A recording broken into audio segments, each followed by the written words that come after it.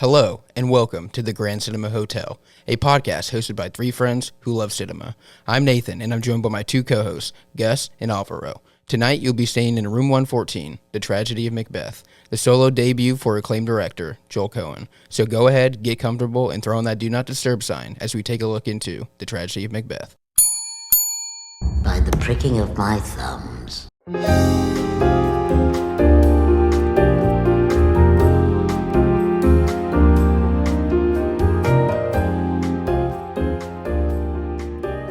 What is going on, all you English lit majors? Thanks for checking back in the Grand Cinema Hotel. We are back from a little couple-week hiatus. Super excited to be back. We saw The Tragedy of Macbeth this week. Gus, what were your opinions going into this? Hey guys, super excited going into this movie. It was on our most anticipated list, but it took a while to get here. That kind of deterred me a little bit, but We're looking at you, A24. Yeah. My excitement died down for the movie a little more after I realized I wasn't going to see it right away. But got Apple TV yesterday just to watch this, and I'm not disappointed, to say the least. Thought it was a very strong film. It was very cool that Joel Coen decided to break off from his brother and do this on his own. I heard him say in an interview that he didn't think that if he made this with his brother, that it probably wouldn't have gotten made. They probably would have done something else. And I know this is a real passion project for him and Frances Mcdormand. I'm going to throw it to Ro before we really get into it, but I had a good time. Yeah, it was a good one. Hey, what's up, guys? I was lucky enough to go and watch it in theater, and I remember I brought it up on the most anticipated episode. Or no, our top 10 episode, sorry. 2021, yeah. Yeah, because I honorable mentioned it. Like I had said in that episode, I had a hard time throwing it in there because I needed the subtitles, honestly. I needed to know that I was following the story that I thought I was following. And I think I told you this, Nate, because we talked about it over text. The story is so well written that, yes, you might have missed something in the subtitles, but the plot is still there. You're in a dream. You're going through this, and you can still just catch on from just watching it. And that's what I really enjoyed about this movie. I think if I could restructure my top 10, it would be in there. It'd push Nightmare Alley out. That's exactly what I You know what I mean? It would push my number 10 out, and it would be in maybe like around 7 or something. So Nightmare Alley catching straight. I'm sorry. It is what it is. It's a great year. The funny thing, I think, that you kind of touched on, I guess, is you said, this is obviously his first movie without Ethan. I think it's funny because Ethan is working on, actual plays right now. And then his brother's like, you know what? I was going to do that in the movie. Yeah, I was watching a Lincoln Film Center interview with the director and Frances Mcdormand and some of the key characters from the cast, and Frances had always tried to get him to do a play, and he's just said that he was not interested in doing it. And then I think maybe in 2015 or something like that, Frances McDormand was playing Macbeth in some Berkeley version of the play, and Joel was lucky enough to sit in on a lot of their rehearsals and the practice and all that stuff. And then the gears just started turning in his head. I would really like to do this, but as a movie, because, I'm a filmmaker, Right. I wouldn't feel comfortable directing a stage play, but I think I can do something with this. And I know it's a real passion project between him and his wife, and he's the director. She's the main producer of this film. I'm very happy that they found compromise because Yeah. this was a good one. I know you have little brief synopsis maybe you want to hop into. Just, if you never went to high school or, you didn't pay don't like to attention, you're not with the uppity stuffiness of Shakespeare. I'm going to break it down for you guys real quick. So set sometime in the 11th century, The Tragedy of Macbeth is a classic cautionary tale about ambition, greed, morality, guilt, and madness. After quelling the allied forces led by Norway and Ireland, led by the traitorous Thane of Cawdor, Macbeth and Banquo wander upon a trio of witches who prophesize that Macbeth shall become king of Scotland and that Banquo will father a line of kings. Later, Macbeth is met by another Thane, Ross, who bestows the news upon Macbeth that he is now the Thane of Glamis and Cawdor, this fulfilling the first half of the prophecy. Macbeth sends word to his wife, the Lady Macbeth, and consumed by ambition and spurred to action by his wife, Macbeth murders King Duncan and takes the Scottish throne for himself. He is then racked with guilt and paranoia, forced to commit more and more murders to protect himself from enmity and suspicion. He soon becomes a tyrannical ruler. The bloodbath and consequent civil war swiftly take Macbeth and Lady Macbeth into the realms of madness and death.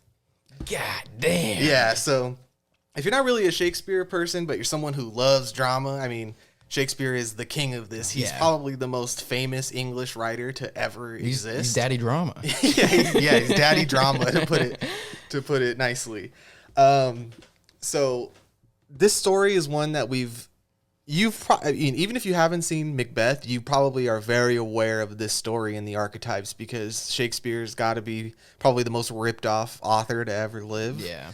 So, I mean, whether it be like you've seen some of the other renditions like Orson Welles' Macbeth or Roman Polanski's. I mean, I know the age group of our audience. I'm guaranteeing most of you have not seen those, but there's other ones like Akira Kurosawa's Throne of Blood. And Macbeth in Space. Yeah. Jimmy Neutron. Was that an episode? Yeah. Wow. We forgot about that. I did not remember that. But How can you not remember that's that? classic. You don't remember that was my 2001 introduction Jimmy to Neutron it. Macbeth in Space? Thought you were a cinephile. Oh my god. Yeah. How do you guys feel about like Shakespeare adaptations in general? I know we had talked about maybe doing this in like a lobby talk episode, but I think now would be a good time to just bring it up. Do you guys have some favorite Shakespeare adaptations other than this one?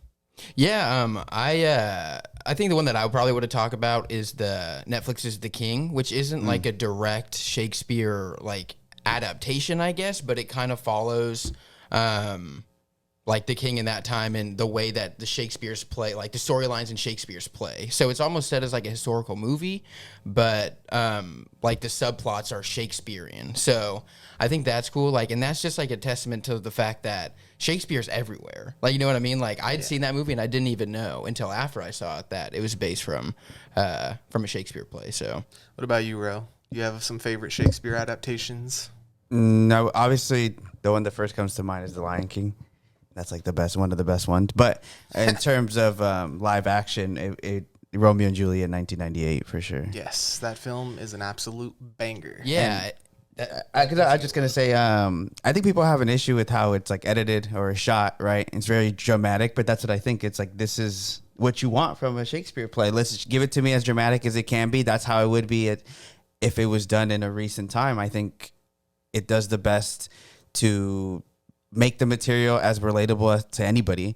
Anybody could watch into that movie. Yes, the dialogue is still there for Shakespearean like times, but I think besides that, everything else is there to literally get your attention. Like, this is what he would envision it as if it was now. So I think that's my favorite. That's why, like, I think Shakespeare's really cool in the fact that you have like I just said in The King, like it's he takes subplots from a Shakespearean play. You have Romeo and Juliet, which is basically, it's like the play, but it's set in modern times. And then you have this, which is basically the play itself. Like, there's just so many different things that you can do with his work and that people do with it. So I don't know. I think it's really cool. Nice. Some of my favorites are, and I'm not gonna judge this Macbeth and compare it, but Throne of Blood is absolutely amazing. That is also, it's literally Macbeth, but set in feudal Japan with samurais. So if you know me, that's one of my sweet spots right there. Yeah. I fucking absolutely adore samurai movies. And another one, which I know you guys both watched last night, I introduced you guys to some cinematic crack. Jesus. You guys both watched Ron last night. My God. And for me personally, that is the best Shakespeare adaptation. That's one of the best movies. Yeah, I'm like, that ever movie made. made my top 10 list last night Yeah, of all so time. So I know we're doing a Macbeth episode, but you should definitely check out Ron. I have a feeling we're going to do an episode on that very soon. Oh, but we have to. I mean, come on, dude. Like, we have to. But yeah, dude. Like, that's just why like Shakespeare really is cool. Like, you can not appreciate like his plays or his screenplays maybe, but there's probably going to be some sort of like medium of media out there that you are going to enjoy. There's something in every one that is worth adapting. Right. Yeah. So like, even if you want to ditch the language because you want to make it, which is funny because with this new one, it must have been some producer. I was watching a special features section that they had on Apple, and they were like talking about that this is the most accessible Shakespeare. And I don't know if I personally feel that way because of the language. Yeah, you know what I mean? yeah. Like, how are you going to sit here and say that when you're using the Shakespearean Old English that this is more accessible than Then The Lion King. yeah, than the Lion King, or even like Black Panther or something Right, like that, right. which is essentially Lion King and Hamlet all over again. Or I would say even like Rand, like that's why it works so well. It's like Kurosawa didn't go and grab the source material and just throw it on the page. Like, he mixed it to stuff that actually happened, and he mixed like, this is how it really happened. I mean, this movie is co-written between Joel Coen and William Shakespeare. So I thought that's so funny. I do think that not that it takes away from it, but to call it the most accessible, I don't think that's true. Neither. Even when like what we're saying is like these Japanese films, I don't speak Japanese, but the subtitles that you get in those movies are easily more digestible than what you're gonna get with this movie, because like what Ro is saying, like about seeing the subtitles, like I understand what he's saying, but for me, in my personal opinion, it's like I can like I don't speak Spanish, right? But it's like I can hear Spanish, right, and kind of get a grips on it. But if I read it, that doesn't mean I understand it now. All of a sudden, I just know what is being said. Right. Yeah. So like that's kind of how I feel about this movie. I do think that what the dialogue really did is, I mean, I don't think this movie is, like, air quotes, this movie without the dialogue, like, as the Shakespearean, you know what I mean? Like, it really fits into the whole tone and, like, the almost, like, the mystery and surrealism that this movie holds. And, I mean, I'm not going to sit here and say, like, I understood every single thing that they said, because I don't think anybody does. Like, you're not, like, unless you're, like, a Shakespeare major, or, like, you know, you study that shit, you're not going to get it. But what I think this movie does do, which Joel Coen, I think, is he is responsible for, is it breaks the dialogue up, so it's more, it's like easier to, it's more like, it's almost less monologue-y and more like conversational. There are obviously monologues in this, but I was even seeing other people talk about it, like, he really does break it up, so it's almost easier to understand, like, cadence and, like, emphasis on, you know, on speech. I would say that's probably why when he was going to those rehearsals, he was like, I can't do this because I'm a filmmaker. I'm a visionary type of person. So like to accompany these really hard paragraphs, epitaphs as they call them, like let me throw it on screen for you also, because like when you're on a stage now, they're doing it like somebody made like the the sets. Sometimes they're kind of like crummy, right? That's kind of like the whole thing with theater. But like now you throw on this shots, like straight shots. This like director that's done a lot of like really renowned work, and I think that's why it works so well. Yeah, because I think that like we were talking about, this movie is very dreamlike. Like it's like a dreamscape or almost. nightmarish, depending on how you look at it. Maybe starts a dream and transitions into nightmare. But I think that this language, like even if you don't understand it, it almost adds another layer to that feeling, to where like, am I in a dream? Like I don't really understand what they're saying, but I do get what they're saying. You know what I mean? Yeah, like, I think the plot itself not being hard to follow makes up for the dialogue being, I mean, it could be somewhat incomprehensible if you just don't understand Shakespeare, right? But having spent a little bit of time with these adaptations, I was telling Ro that even before I had seen the movie, like I'm not so worried about that because I know what the main ingredients are of the plot. So it doesn't matter to me. Like, even if I was watching it in a different language, I understand what's going on. Be like, okay, he's talking to Lady Macbeth. Oh, they're plotting the murders, you know, here and there, or whatever's going on. It's easier to understand. I mean, we all understand body language. We all understand facial expressions. So it's just this way of like being able to understand the plot without actually relying on the dialogue. It's almost like the dialogue is like the icing on the cake. Exactly. Of, ooh, look how fancy this is. Like, ooh, he said that nice. Like, because like, I mean, like, I don't think, I mean, I'm kind of speaking for all of us, but I feel like none of us went into this movie like, oh, I wonder what happens at the end. Or I really hope that this dialogue is, that's like we wanted the spectacle. You know what I mean? Yeah. And I think that's what this movie really capitalized on. I felt like this movie was a big flex for the behind the camera aspect more than the in front of the camera talent. Even though it's phenomenal performances from Macbeth and Lady Macbeth, I did think that the real shining star of this movie is the production value, the set designs, the sound design, the editing, the overall vision, of Joel Coen. Like, I mean, we've briefly mentioned this before that I'm not a huge Coen Brothers guy, but maybe I'm a huge Coen brother guy. You know what I mean? Like, okay, maybe Joel is the one I fuck with. Yeah, man. I just thought that it was you don't really get movies like this anymore. So I know a lot of people, I've been seeing this, like, I've never seen anything like this before. And I've kind of been in Nate's ear all week about like, not that I'm some cinephile expert, but I know what German expressionism is, so I know that this isn't as original as people are trying to make it seem.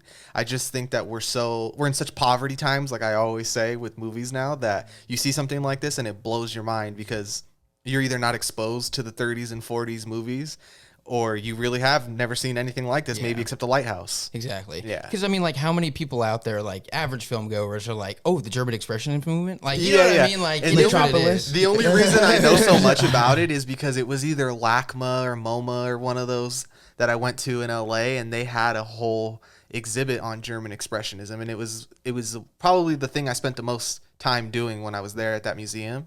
And I just remember being so taken aback by, like, seeing those movies and like the shadow play that you get and the like the aesthetic and like the depth of field that you can get from black and white. And I know one of the main reasons they shot this film in black and white is because black and white does this thing where it takes you out of reality already, because the world is not black and white, and it just adds a more abstract feeling to something already. Because maybe if this film was in color, it would seem a little too realistic, or if it wasn't in what they call Academy framing, which is a box frame. So for those who don't know, most movies now are shot in widescreen, right?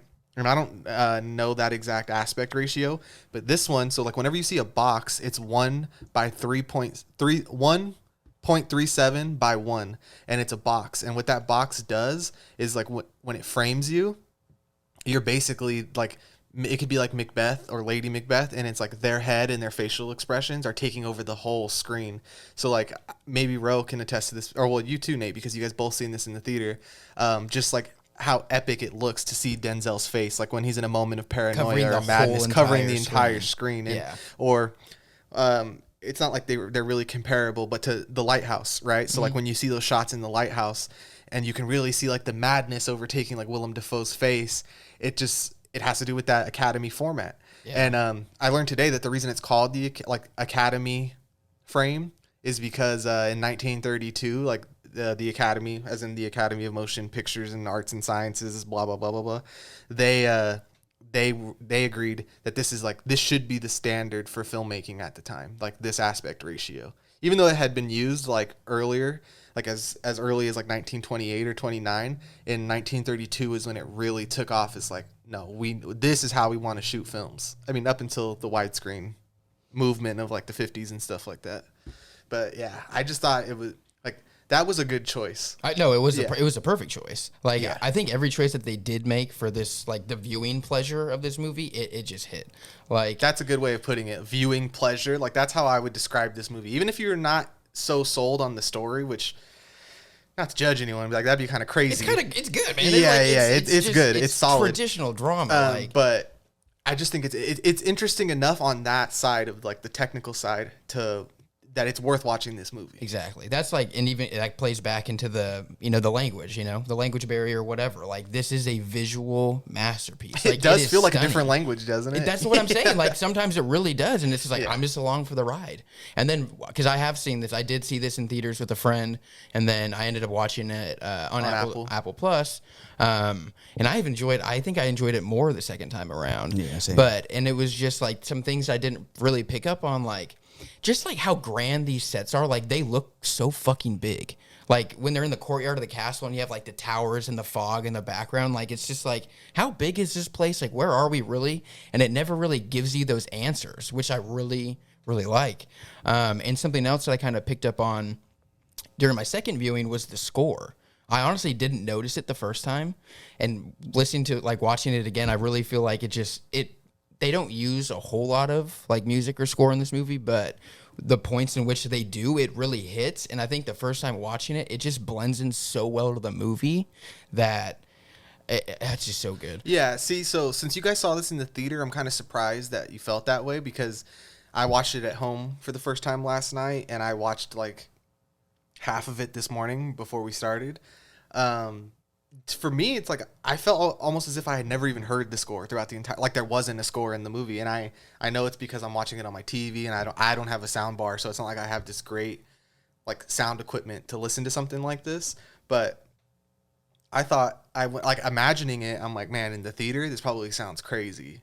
But that's interesting that you say like the second time around, and maybe it's just because you're looking in a more detailed, with a more detailed ear, not eye, a detailed ear, that you're that you picked up on that. Yeah, I think so. Because I myself am waiting for that to show itself in repeated viewings, like how the score really adds to it. I really noticed it towards the end of the movie, and like there were even I also have to say, like, the sound design in this movie was really good. Oh, like, yeah, that's one of the top tier dude. Like when in the very beginning, when the weird sister, when she like picks up her cloak and throws it on her, like, oh, it's just so good, man. That's why I think the choices that they made were done. They record this movie in the soundstage. If you do it in color, it just seems like you can notice that this is just shot in somewhere that's white.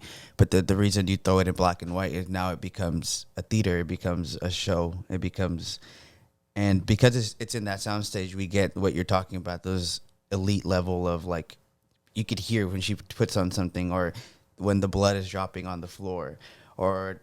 I mean, obviously, it's the heaviest water drops and blood drops I've ever heard in a Each movie. weighs 1,000,000 pounds. Yeah. Exactly. So, and I think you had brought it up after we talked about.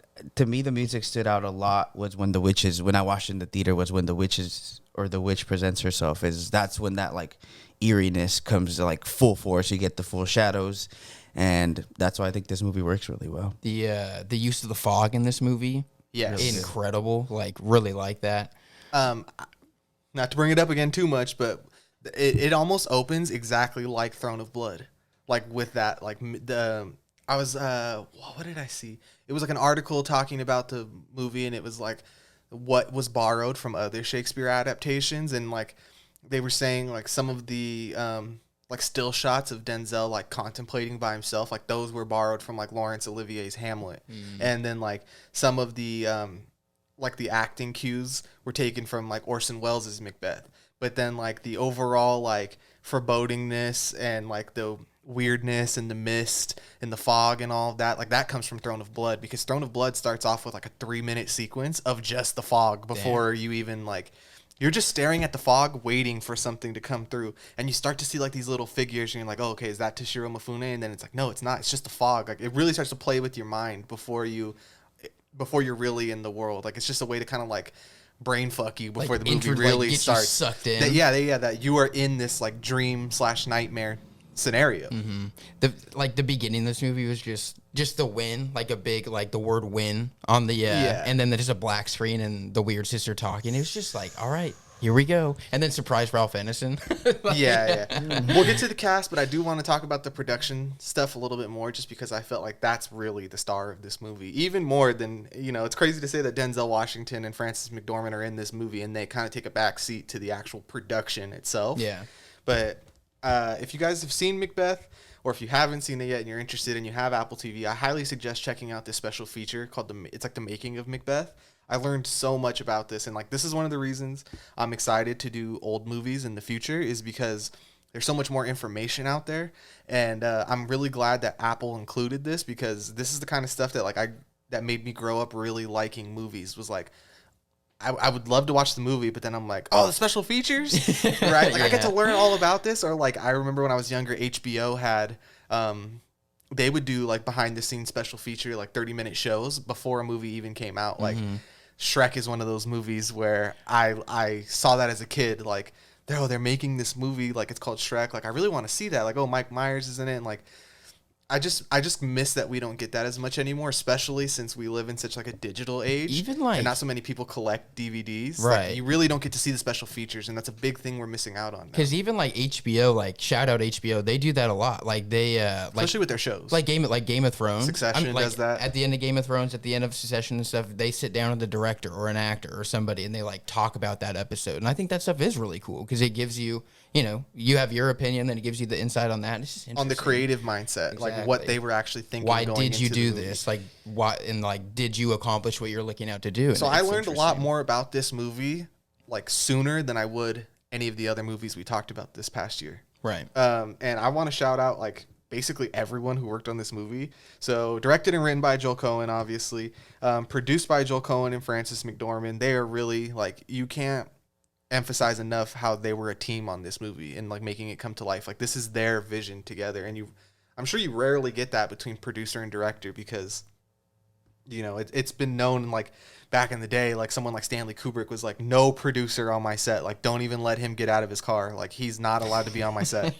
But to have it be a husband and wife, and, like, it's very similar to Macbeth and Lady Macbeth. Like, I seen this behind-the-scenes picture of Joel directing and Francis right next to him, and it looks like Lady Macbeth in his ear, like, oh, we should do this. Like, you know what I mean? Yeah. Cinematographer, Bruno Del Bonnell. I'm probably butchering that. He's worked on films like Amelie and many others, but might be his best, obviously. He played a huge role in the way this movie looks. That's what you brought up. That's Tip Played Top. Tip Top. Oh, did he really? The Friendship That's Badge, funny. yeah. It was edited by someone named Reginald Janes, which, if you don't know, is a fake name for Joel Coen. Makes sense. So he took part in editing this movie.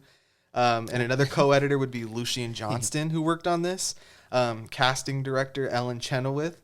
She has a small segment in the special features talking about one of the reasons they picked Denzel is because they knew they needed a classically trained actor, and that list is very small. So they were like, Denzel's classically trained. He's grown up doing Shakespeare. He played Othello in college, yeah. and he's classically trained at the Lincoln Film Center. So like close to where he went to school. So it was just kind of a no-brainer to pick him. And Frances McDormand is already classically trained. Like, she's played Lady Macbeth 3 times in her life, the first time being when she was 14 years old. Which she says, it's not like I really played the character. I just repeated the lines in front of me. It's not that I understood it. Yeah. Production designer, Stefan Dechant. Big shout out to him, because the way this movie looks, like, without him, it couldn't look like this. You know, like, he was all in on the vision.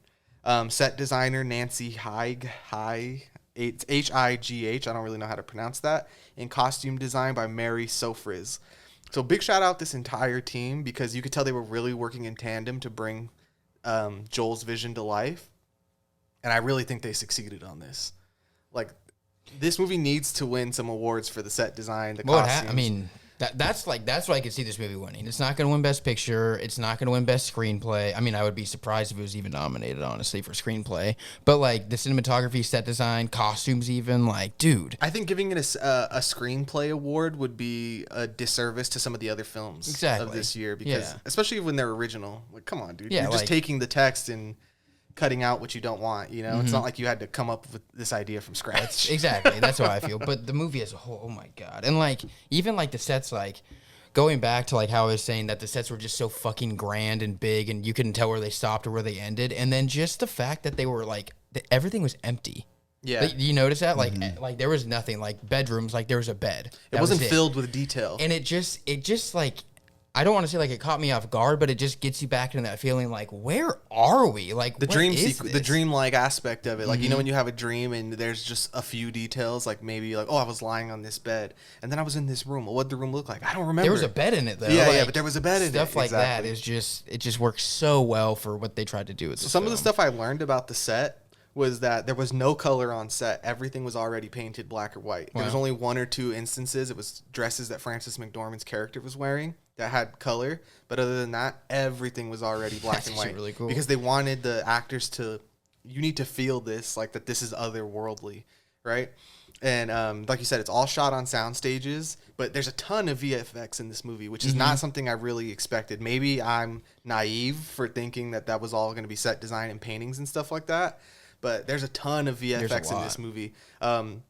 One of the guys who did the effects said there was up to 400 VFX shots in this movie. Crazy. And for a movie it's crazy to say that this movie is not like a grand scale movie, like, especially with this budget. It's very minimalist. Yeah, so that just kind of threw me off. I would say it's noticeable in some places and less noticeable in others, but with the dreamlike aspect of the movie, I do think it kind of like marries the two perfectly. That's what I want to say this movie accomplishes so well, is blending everything into one. You know what I mean? Like the VFX, like everything just blends and creates this masterpiece, honestly. Yeah, like I really suggest checking out this special features thing if you are interested in the making of this movie, because I learned so much. Like, even the lighting of the hair, like the way you light hair in black and white is to have a lot of shadows and reflection. It's like, is it going to look shiny or is it not going to look shiny? Because the color doesn't matter. So you need to portray it in this different way.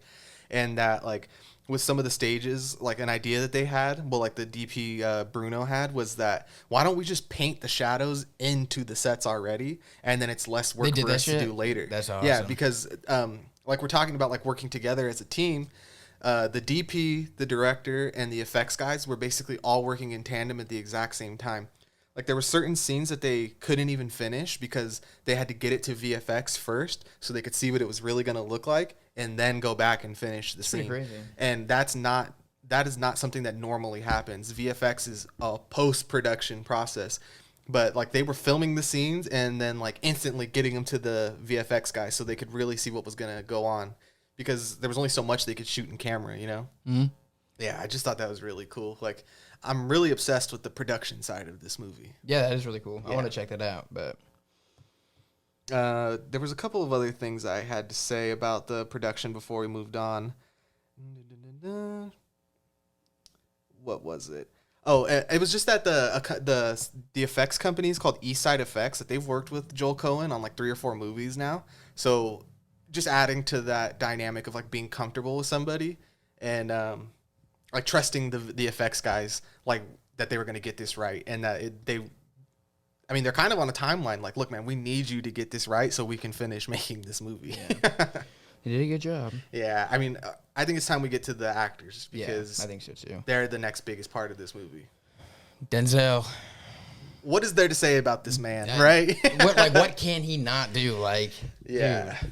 Where would you rank this amongst his roles? I mean, it's like probably up towards the top. Like him, like Training Day. Like, yeah, dude, like yeah, this easily was Training. it. I mean, Training Day is his best role. Yeah, like that, Glory, and this. Like he's fucking phenomenal. It's not gonna happen, but if he would like retire after this, that'd be like the ultimate like flex. Like, Yeah. I'm gonna do Macbeth. That's and a I'm drop the gonna- mic right I'm gonna there. drop the mic and go off into the sunset and remind you guys that I'm the greatest actor of this generation. Because it's just like, oh my god, like just to hear his voice like utter the Shakespearean, like the poetic dialogue, it's just so good. And his one of my favorite scenes in this movie was actually like the monologue that he's having as he's going to kill King Duncan about like the knife that he sees. Yeah, that is considered to be like the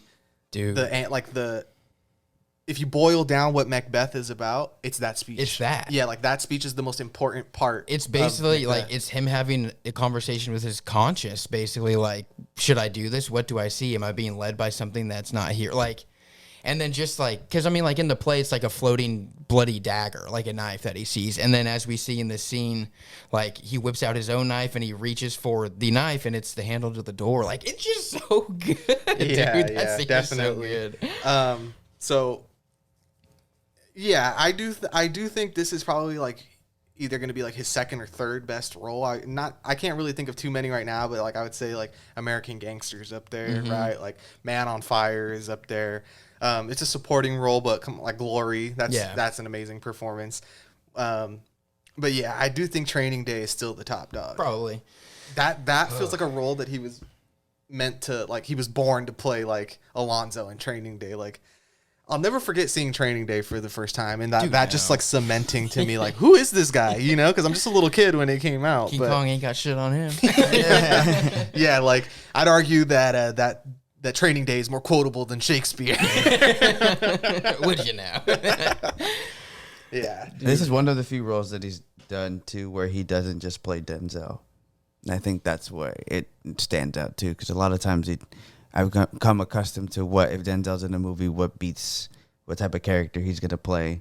Is the first one where he had to mold to a traditional character, and I think he does it well. Yeah, I mean, acting as a whole has kind of taken this weird shift into being like as realistic as possible, or even it being like you are okay. I'm going to watch Denzel be Denzel in this movie that's about X, Y, and Z or whatever, you know, and like it's not about disappearing into the role anymore. Right. It's more about how well are you portraying a character. Like, not to throw shade or anything, but now it seems like actors are more concerned with how good of an impression of someone they can do is, rather than disappearing into a role and creating their own character.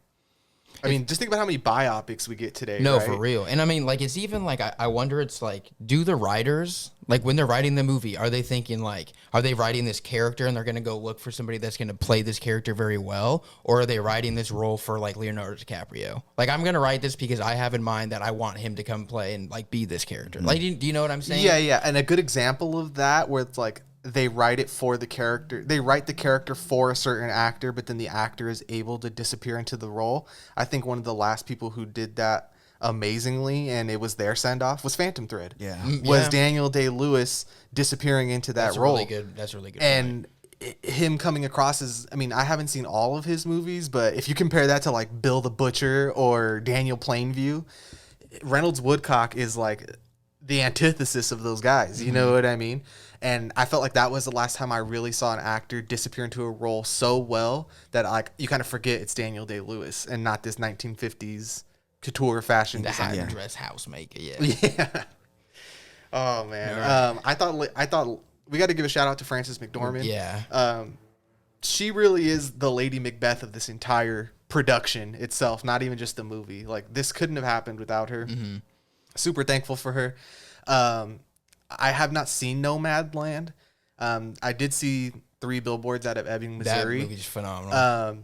And I do think that this, from what I'm seeing, like the consensus around is that this is a much more exceptional performance than Nomadland, because in Nomadland she was put in a world where there was a lot of untrained actors and like new faces. So then you see her and she's one of the most recognizable movie stars of the past 30, 40 years that it just kind of, it doesn't sit right. Yeah. It similar to how like Sean Baker used Simon Rex is because like, you know, he's had a career, but he's basically unknown. That doesn't work so well when you're doing someone like Frances McDormand because she's one Oscar. Frances She's one McDormand. Oscar win away from tying Katharine Hepburn for the most by, you know what I mean? Crazy. She almost has 4, and she might get a nomination for this. So Yeah, she definitely could. I think so.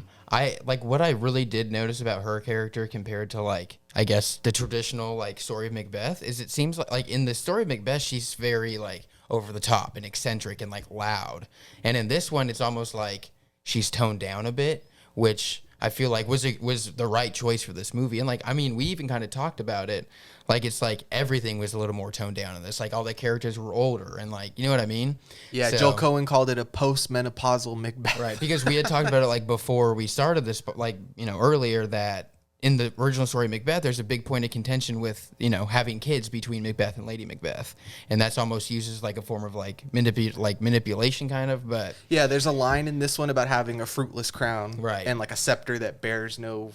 something or other. Yeah, so- but yeah, it's not as big of a point of contention in this movie because they're older, which I thought was interesting because the way that we usually see like ambition and greed and like us wanting to like grasp power is usually like a younger man. Yeah, it comes from the youth. Yeah, it comes 'Cause from a younger person. It's usually from jealousy, you know, whatever, but yeah. Or a sense of entitlement, you know, Yeah, which that's a good point. which is kind of ironic because this Macbeth is entitled. You know, he's a seasoned warrior. He stopped the rebellion, and yet he doesn't get what he thinks he deserves. He gets his own. He gets to be he's already the Thane of Glamis, but now he's the Thane of Cawdor, and then King Duncan's son Malcolm is named the heir, and this is what really sets him off on his like, okay, fuck this, you know. But like it's crazy because he probably wouldn't have done anything if the witches never would have came around. You know what I mean? So Yeah. like if he didn't know what the prophecy held, then One of the main themes of this movie is Macbeth's, like him questioning his own morality. yeah, which is really because of all the witches, which takes us to Catherine Catherine Hunter. Oh my god, dude! Like obviously, like Denzel. I liked his performance more than like Frances McDormand's performance. Frances McDormand was fire, but Catherine Hunter, dude, like she obviously wasn't in this movie she didn't have a whole lot of screen time, but what she was in there for blew me away. Like, dude, she was absolutely fucking phenomenal. Like, Yeah, I don't know much about her. I'm not gonna lie. This is probably the first time I've ever seen her in anything, unless I have seen a movie that maybe she was in and I just don't recognize. But what I thought was so interesting was how like contorted she was in the very beginning. Like she's head in the sand and she's contorting herself like a Nightmare Alley sideshow freak, right? It just felt so off.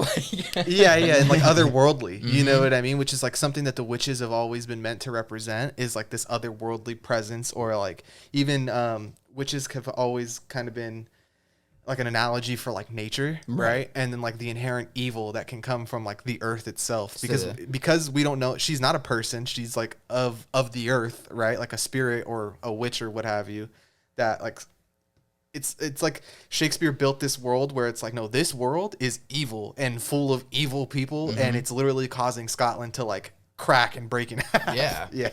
Like it led to Civil War basically. Yeah, it did.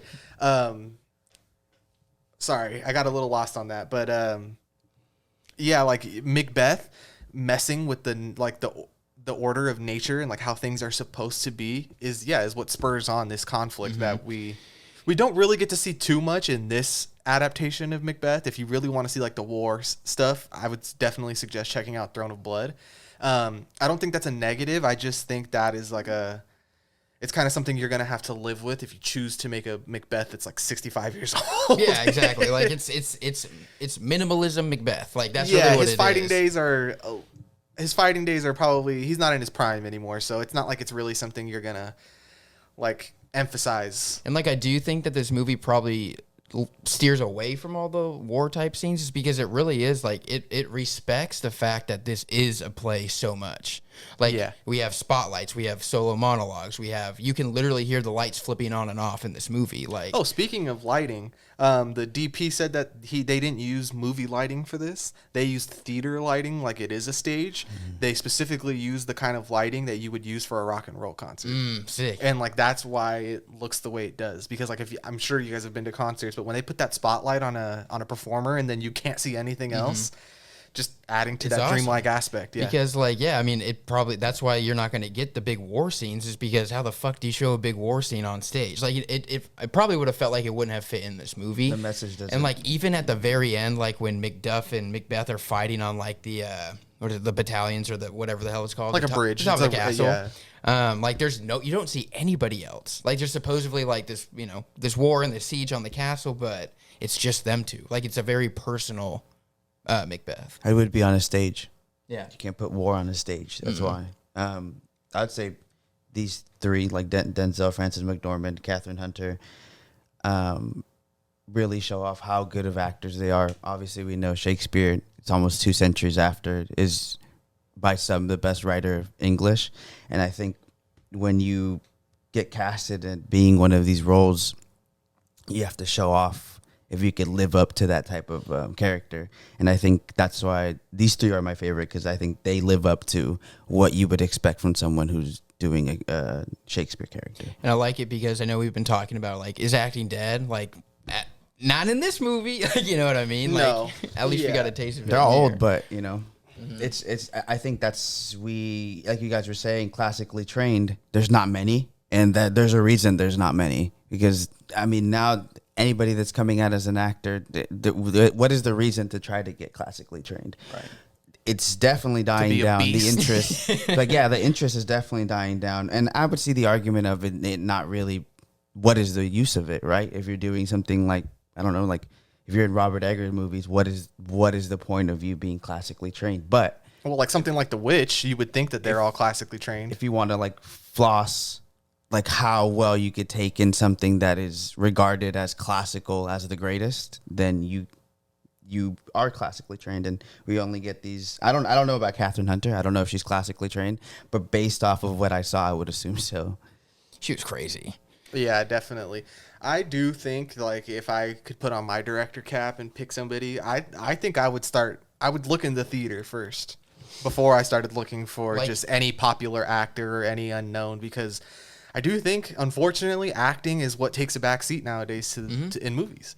I feel like this movie is a slap in the face to the idea that movies need to be realistic, because for me personally, that's something where, it's not that I dislike realism in movies, or like the John Cassavetes style, or like the Safdie brothers of like, I'm going to get some grungy dude off the train and put him in my movie. Right. But when I want to be in a different world and when I want to feel like I'm seeing something that I'll never get a chance to see in real life, I could find a grungy guy on the bus and watch him. Exactly. How often am I going to spend time going to the theater to see these actors, you know? No, for real. Like, no, yeah. So let's kind of, we'll get off that. I do want to bring up just some of the rest of the cast because as a Harry Potter stan, it made me very happy to see some of these people. The supporting cast showed up for this movie. Yeah, so we got Brendan Gleeson as King Duncan, and he played Mad-Eye Moody. We got Harry Melling as Malcolm, and you probably know him as that little shit Dudley from Harry Potter. I was telling Nate that I thought it was funny that other than Emma Watson being in Little Women, which would be considered like a prestige movie as well, Daniel Radcliffe and like Rupert Grint and some of the other actors, they kind of have gone off to just do more quote unquote traditional mainstream or indie movies. And for like one of the least utilized characters, Dudley, to be in like one of the most prestige movies of the year, exactly. I thought that was pretty cool. It's like, I'm getting the last laugh. Yeah, like, I'm gonna do this one. But it says Catherine Hunter was in Harry Potter too. Oh, really? Do you know who she played? I just looked it up, but it doesn't say. Let me see. We'll get back to that. Anyway, so we got Bertie Carval as Banquo. I thought he gave a phenomenal performance. That's who I wanted to shout out. Best eyebrows of the year. Bro, eyebrows were off the chain. And his monologue speech that he has, like when he's realizing that Macbeth is probably going to fuck him over. Dude, it was so fucking good. She's Arabella Fig. That name's not sticking out to me. I wonder who she is. And then we have Alex Hassel as Roths. He's also a Thane, and he's a fence sitter. He definitely plays both sides. I thought his character was very interesting. Yeah, I did too, because he has you in the. I'm not gonna lie, he had me in the first half that he was one character, and then he turns out to be a completely different. Like I don't have a great example, but it's almost like I'm thinking in like Shakespearean plays or plays in general, like kind of when you have a person who almost like in between like scenes, they'll kind of come out and be like, so this is what's going on. Like he was that in this movie. You know what I mean? Yeah, I get you. That's a very stage thing. Mm-hmm. It's like, just in case you didn't know what was happening, let me literally tell you. Yeah. And then we have Corey Hawkins as Mcduff. I don't necessarily dislike this performance, but it has nothing to do with Corey Hawkins himself. I just think that, well, I guess it is his. It's not that it's his fault, but maybe this was a miscast. Because I think so. As someone who needs to be Macbeth's antagonist, for it to be such a younger actor who is doesn't have as much cachet in this world, I don't think he holds a candle to Denzel, you know? And this role of Mcduff, it should be just as big as Denzel. This is the one who slays Macbeth, like exactly. Because the first time that I saw it, I didn't really think about him all that much. Like he just kind of was what it was. And then I was talking to you, Ro, after, and you were saying that like he was your least favorite part about the movie, probably. And I was like, like interesting. Okay, so when I went back and watched it the second time, I kind of like hyper fixated on him, I guess. But I don't think he was as bad as maybe you think, but I do think that, maybe it was a miscast. I think Gus did a great. It's a miscast. It might be a miscast, in terms of it's the guy who kills Denzel in this movie, and it just doesn't make sense for it to be him. Like, the one thing I will give it though is that at that point in the story, Macbeth has already, in a sense, surrendered. He already knows that his time is up. True. Yeah. So it could be anybody, and I understand that, even though I don't necessarily agree. The only negative thing I would say about his performance is when we find out that Lady Mcduff and the children have been killed. I'm expecting a lot more of a performance than just kind of like, oh, that kind of sucks. Are you serious? Are you sure? Yeah. My wife and my kids, all of them? Yeah. Especially like I mean, like obviously he hadn't seen this, but we as the audience literally just saw his child be thrown. His child got yeeted into the fire like Emperor Palpatine. Yeah. And then even Ross has more of emotion to tell him about what he just saw and what he knows, and like, I'm sorry that I'm gonna tell you this. I feel like he shows more emotion than he does. I hope thy ears do not hate thy tongue. The hardest thing that's ever fallen upon your ears. Like, damn. Shut up. Yeah, and then he's like, well, that kind of sucks. He's like, all right. But he's like, that's a bummer, dude. Yeah. My wife. Well, my wife? I guess I get revenge, right? Exactly. Okay, but so. It is one last person I really wanted, or well, two, I guess, is Stephen Root. I thought that was pretty cool that he was in this. I always like seeing him pop up. You would know him as Milton from Office Space. You would know him as what's his name? He's in Barry too. Dale from King of the Hill. What's the bald character's name? Oh. He's the bald character from Yeah, King of the Hill. He's I like a remember complete his name. dumbass. He's the one that makes the penis joke, right? He's like the drunk in the bottom of the in the I guess it's like a cellar. Yeah. I was like, what are you talking about? I was thinking King of the Hill. I was like, what yeah. In the movie. Different king. He's in King of Barry. Texas. And then you already brought him up, Nate, but Ralph Ineson, Yeah. just setting the mood. I thought the funniest line, I'm probably going to butcher this, so if you remember, just like he gives his little speech about Macbeth's accomplishment of taking down the Thane of Cawdor, and then he's like, my gash cries for help. Yeah, my gash cries for help, and then he just passes He out. falls on his knees. Yeah, I thought that was so I funny. was like, this is dramatic. Let's go. Yeah, man. I always you always love seeing Ralph Ineson in a movie. That voice, dude, maybe the best voice today. These two characters I want to bring up. It's not so much for their performances, but just their names. Honestly, is Jacob McCarthy played Wayface when Macbeth is screaming at this kid at the end. To Yeah. remember that? Oh, that's I was really like, what? funny. Like, dude, you're off your rocker right now. That scene, I gotta say, is not that it was not bad or anything, but I did think it started falling out of the Shakespeare and into the Training Day side of Denzel's performances. Because at that point he's full gone. Like he's crazy as fucking by see that that. point. It's almost like Daniel Plainview, like bastard in a basket. Well, because you know what I mean. So leading me into my next character I wanted to talk about, which is Sean Patrick Thomas. He played Satan. And then this is at the same point, it's the same scene, and Macbeth is literally just screaming Satan. Because, it's not spelled the same as the devil, but just the fact that he's this crazy guy sitting there screaming Satan, I was like, this is gnarly right now. Yeah. Like, this is pretty crazy. I did like that scene.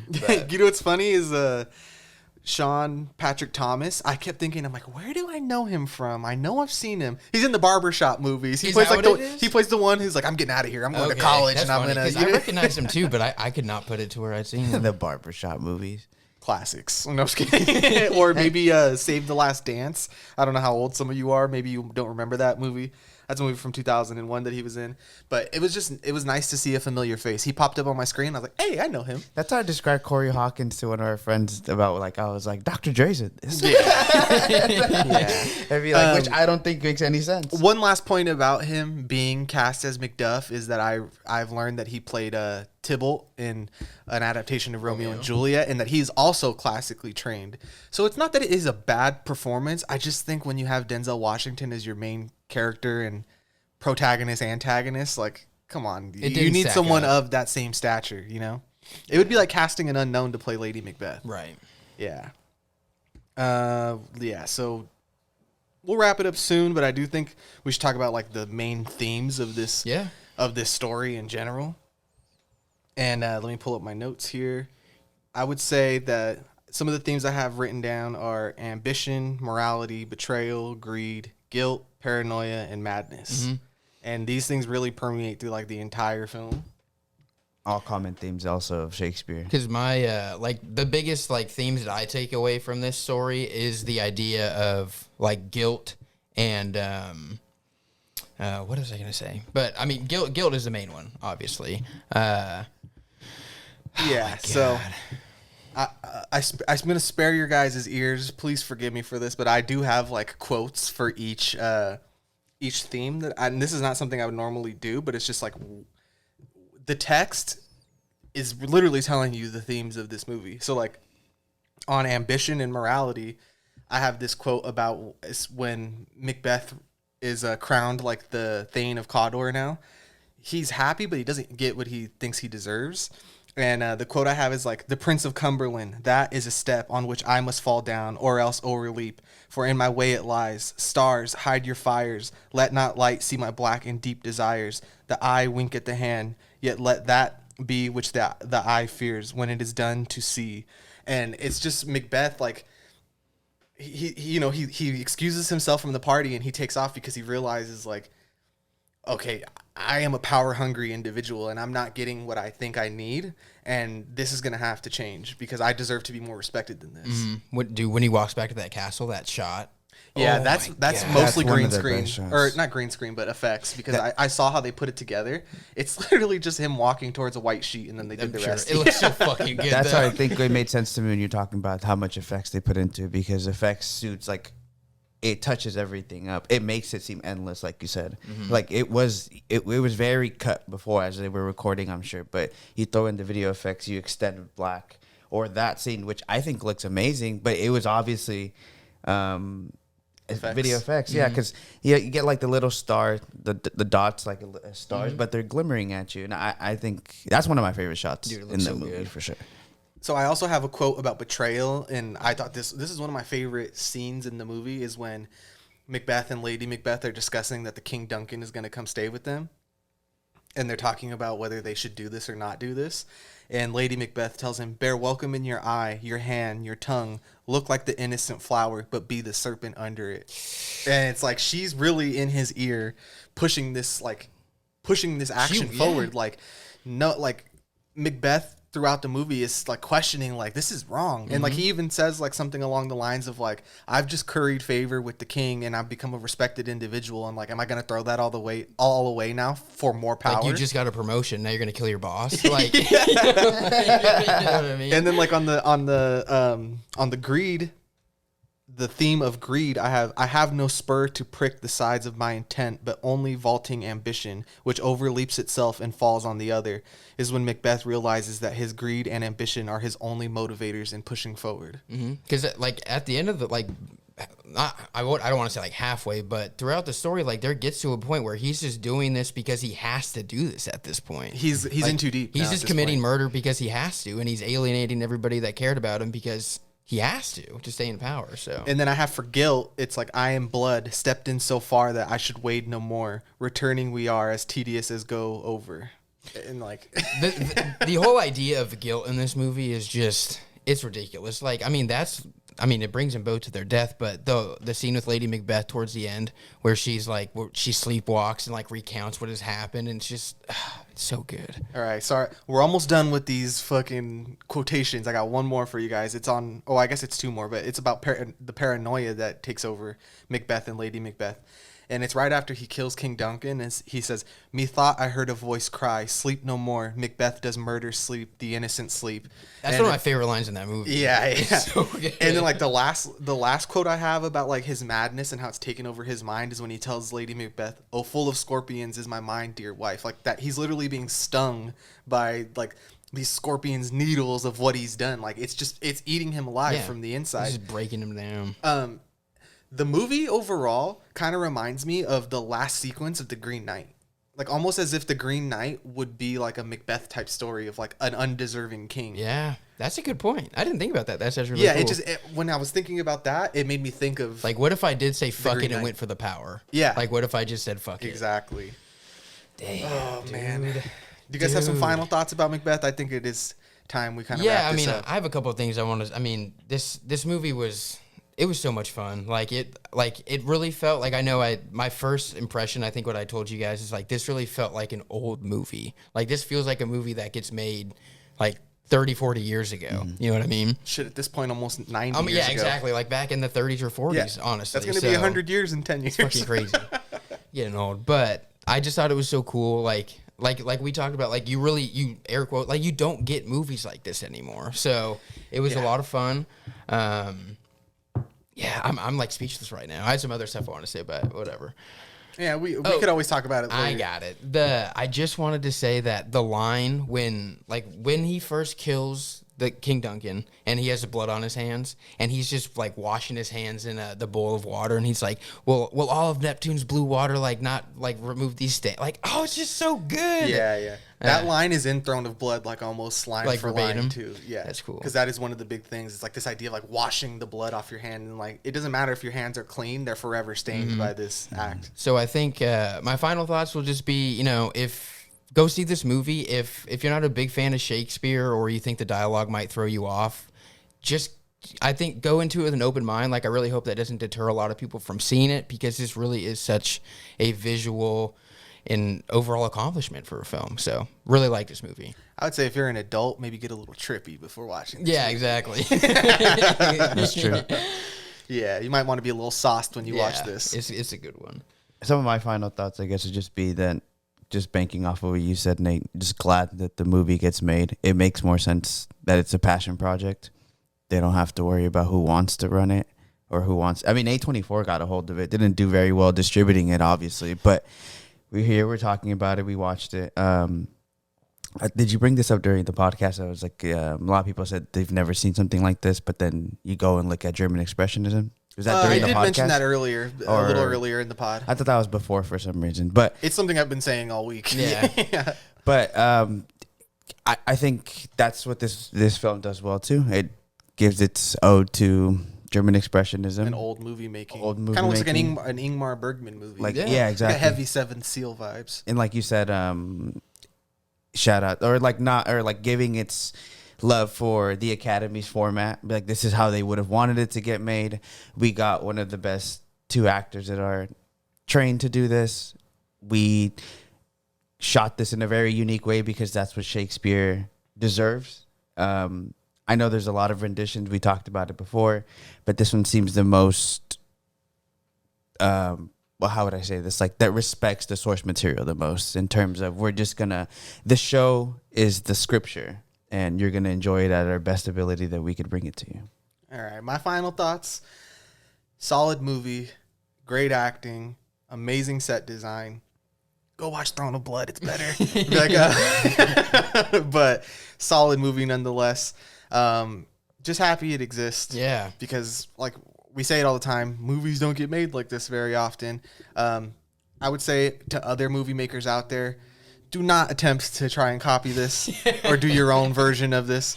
Similar to how Roma has inspired like 2 or 3 other Roma-esque type movies. I don't want to see everybody's rendition of Shakespeare. Let it lay for a couple years before we go back into this world. This is a man who's been working in the industry for like 30, 40 years. Yeah. And let him do his thing. Don't try to copy this. If you want Shakespeare for babies, go watch Thor.